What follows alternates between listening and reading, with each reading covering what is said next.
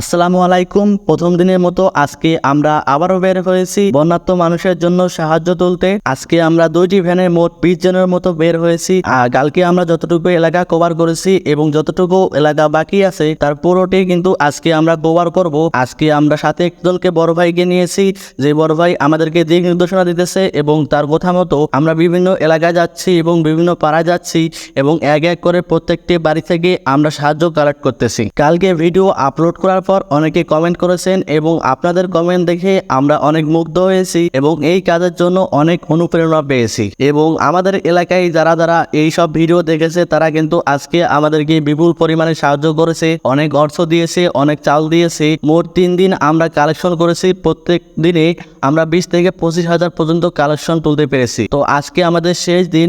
তো আজকে আমরা কিছুক্ষণ আগে সবগুলো টাকা হিসাব করেছি, সর্বমোট আমরা 80,000 প্লাস টাকা কালেক্ট করতে পেরেছি। এখন আমাদের মূল উদ্দেশ্য হলো এই টাকাগুলো আমাদেরকে সঠিক জায়গায় পাঠাতে হবে এবং বন্যার্ত মানুষ যাতে এই সাহায্যটা পায় সেই উদ্দেশ্যে আমরা কাজ করেছি। এখন আমাদের মূল লক্ষ্য হচ্ছে টাকাটা পাঠানো এবং আমরা কত টাকা তুলেছি, কত টাকা খরচ করেছি, কত টাকা আমাদের ভ্যান ভাড়া দিতে হয়েছে, কত টাকা আমাদের আয় ব্যয় হয়েছে তার পুরো হিসাবটা কিন্তু আমরা লাইভের মাধ্যমে আপনাদেরকে দেখিয়েছি। আমাদের এই কার্যক্রম দেখে গ্রামের মানুষ অনেকেই আমাদেরকে সাপোর্ট করেছেন এবং আমাদেরকে সাহায্য করেছেন। প্রত্যেকটা বাসায় গিয়ে এলাকার একটা মুরব্বী প্রত্যেকটা বাসায় গিয়ে কিন্তু আমাদেরকে সাহায্য করেছেন এবং প্রত্যেকটা মানুষকে বলেছেন যে এদেরকে সাহায্য করো, এরা এই টাকাগুলা বন্যার্ত মানুষের কাছে পাঠাবে। আসলে মানুষের প্রতি মানুষের ভালোবাসা না থাকলে এই ধরনের কাজকর্ম হয় না এবং প্রত্যেকটা মানুষ যদি প্রত্যেকটা মানুষকে সাহায্য করতে চায়, তারা যদি হেল্প করে তাহলে কিন্তু একটা মানুষ অনেক কিছু করতে পারে। যেহেতু আমাদের টিম আজকে কালেকশন করেছে এবং কালেকশন শেষে সেগুলো জমা করেছে এবং আজকে আমাদের হিসাব কিতাব সব কমপ্লিট হয়েছে এবং কালকের মধ্যে কিন্তু আমরা যে টাকাটা পেয়েছি সেই টাকাটা পাঠানোর ব্যবস্থা করব। পরিশেষে একটি কথা বলতে চাই, আমরা ছাত্র সমাজ যদি